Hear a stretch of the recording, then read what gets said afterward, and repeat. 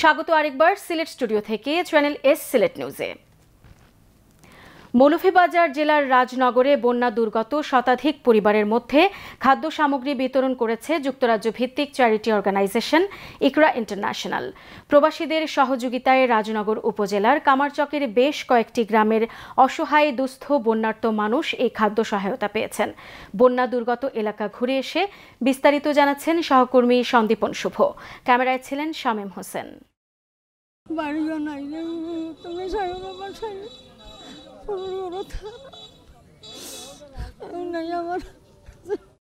বন্যার ভয়ঙ্কর দিনগুলোর কথা এভাবেই কান্নাজড়িত কণ্ঠে বর্ণনা করছিলেন মৌলভীবাজার জেলার রাজনগর উপজেলার কামারচক ইউনিয়নের ফয়জুন বেগম। জরাজীর্ণ একটি টিনের ঘরে দুই মেয়েকে নিয়ে কোনোরকমভাবে দিনাতিপাত করতেন ফয়জুন। আর্থিক দৈন্যের মধ্যে আবার মরার ওপর খাড়ার ঘা হয়ে এসেছে মনোনদীর ভাঙ্গনে সৃষ্ট ভয়াল বন্যা। এই বন্যায় শুধু ফয়জুন বেগমই নয়, বরং উপজেলার লাখো মানুষ এখন দিশেহারা। পানি তো আমরা সব ধ্বংস করলি, আমরা ঘরে দুয়ারিয়াও বেড়গুলো ছাড়িয়া পড়ি যে কোনো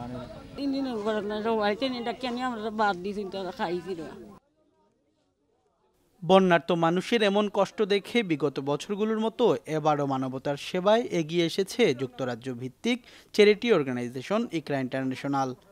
বন্যা দুর্গত শতাধিক পরিবারের মধ্যে নিত্য প্রয়োজনীয় খাদ্য সামগ্রী বিতরণ করা হয়েছে। একসাথে প্রয়োজনীয় সকল নিত্য প্রয়োজনীয় খাদ্য সামগ্রী পেয়ে মন প্রাণ উজাড় করে দাতাদের জন্য দোয়া করেন উপকারভোগীরা। খুব খুশি হয়েছি, আমার রাতটা আমরা খুশি হয়েছে, আপনারও রাতটা আমরা খুশি। আল্লাহ এমন দুঃসময়ে অসহায় মানুষের পাশে দাঁড়ানোর জন্য ইকরা ইন্টারন্যাশনালের প্রতি কৃতজ্ঞতা প্রকাশ করেন স্থানীয় গণ্যমান্য ব্যক্তিবর্গ। আমরা ধন্যবাদ জানাই আমাদের এলাকার পক্ষ থেকে যে ওনারা শোনার সাথে সাথেই যা কিছু ছিল নিয়ে আমাদের পাশে হাজির হয়েছেন। খাদ্য সামগ্রী বিতরণ উপলক্ষে আয়োজিত সংক্ষিপ্ত আলোচনা সভায় প্রধান অতিথির বক্তব্য রাখেন ইকরা ইন্টারন্যাশনাল বাংলাদেশ চ্যাপ্টারের চেয়ারম্যান বিশিষ্ট সাংবাদিক মুক্তাবেসুন নূর। বিশিষ্ট সমাজসেবী আব্দুস শহীদের সভাপতিত্বে খাদ্য সামগ্রী বিতরণ অনুষ্ঠানে বিশেষ অতিথির বক্তব্য রাখেন অর্গানাইজেশনের সেক্রেটারি বদরুল আমিন হারুন। অতিথির বক্তব্যে তারা বলেন, অতীতের সকল দুর্যোগের মতো আগামীতেও পাশে থাকবে ইকরা ইন্টারন্যাশনাল। আমরা প্রাথমিক পর্যায়ে কিছু শতাধিক পরিবারকে খাদ্যের ব্যবস্থা করলাম। আমাদের পরবর্তী টার্গেট হবে আমরা বাছাই করে যারা বেশি ক্ষতিগ্রস্ত হয়েছে ঘরবাড়ি, আমরা সেগুলা পুনর্নির্মাণের সহযোগিতার চেষ্টা করব ইনশাআল্লাহ। আমি মনে করি আমাদের প্রবাসীরা যদি সব সময়ের মতো আমাদের সহযোগিতায় এগিয়ে আসেন, ইনশাআল্লাহ আমরা বিপন্ন মানুষের জন্য কিছু করার চেষ্টা করতে পারবো। আশা করি যে বন্যা পরবর্তী যে পুনর্বাসন প্রকল্প, সেক্ষেত্রেও ইকরা ইনশাআল্লাহ সহযোগিতা করবে। খাদ্য সামগ্রী বিতরণকালে উপস্থিত ছিলেন রাজনগর ইসলামিক সোসাইটির সেক্রেটারি আবু রায়ান শাহিন, ডাক্তার সাইফুল্লাহ মোহাম্মদ তানবীর সহ আরও অনেকে। Sandipan Shubho, channel S news, Sylhet. নারী শিক্ষা প্রসারে জাহানারা উইমেন্স মডেল কলেজ প্রতিষ্ঠায় এগিয়ে এসেছেন হবিগঞ্জের চুনারুঘাট উপজেলার শিক্ষানুরাগী যুক্তরাজ্য প্রবাসী মামুনুর রশিদ চৌধুরী। সম্প্রতি কলেজটি উদ্বোধন করা হয়েছে। কলেজের উদ্বোধনী অনুষ্ঠান নিয়ে বিস্তারিত জানাচ্ছেন আমাদের হবিগঞ্জ প্রতিনিধি সৈয়দ মুফাজ্জল সাদাত মুক্তা। ক্যামেরায় ছিলেন সিরাজুল ইসলাম জীবন। নারী শিক্ষার প্রসারে হবিগঞ্জের চুনারুঘাটে উদ্বোধন হয়েছে নতুন প্রতিষ্ঠিত college Jahanara Chowdhury women's college.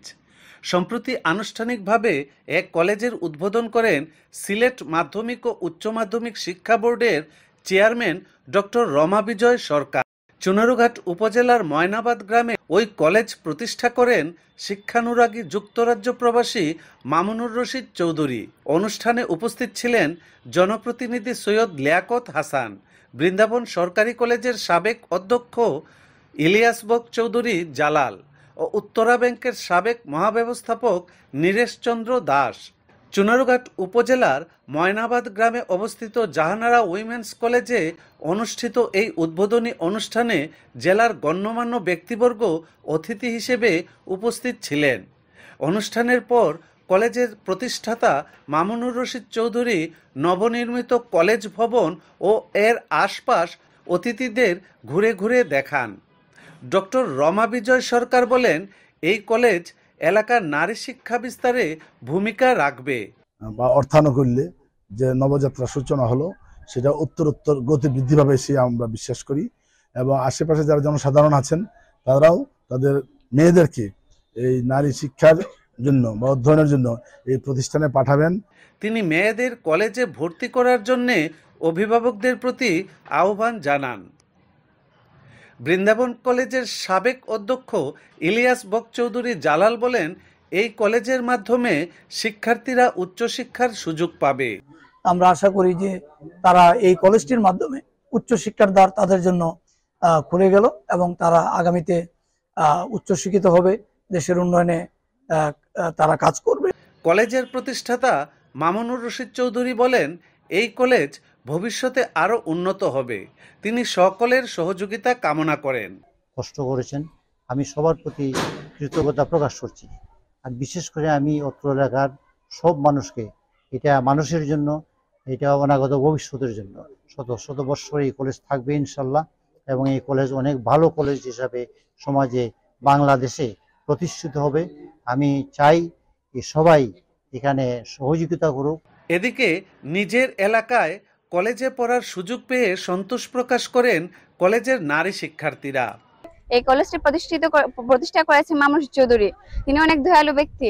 তিনি গ্রামে মেয়েদের শিক্ষিত করার জন্য এই কলেজটি উদ্ভাবন করেছেন। তার কারণে আমরা গ্রামে মেয়েরা পড়াশোনার সুযোগ পাচ্ছি। নতুন প্রতিষ্ঠিত জাহানারা উইমেন্স কলেজ চুনারুঘাট ও মাধবপুর উপজেলার মধ্যে প্রতিষ্ঠিত প্রথম মহিলা কলেজ।